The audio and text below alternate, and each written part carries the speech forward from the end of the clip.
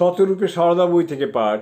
বিষয় পঞ্চপ্রদীপে মাতৃদর্শন।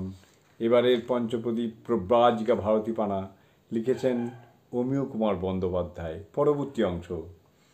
শিশি মা তাকে বলেছেন একটি প্রসঙ্গে, ঠাকুরের কৃপায় সব সোজা হয়ে যাবে, সব সহ্য করে থাকতে হয়।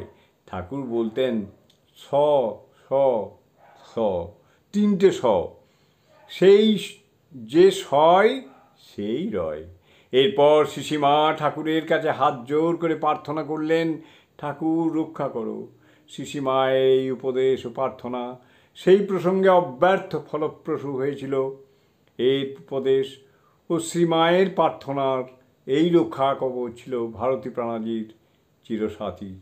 জয় মা, জয় মা।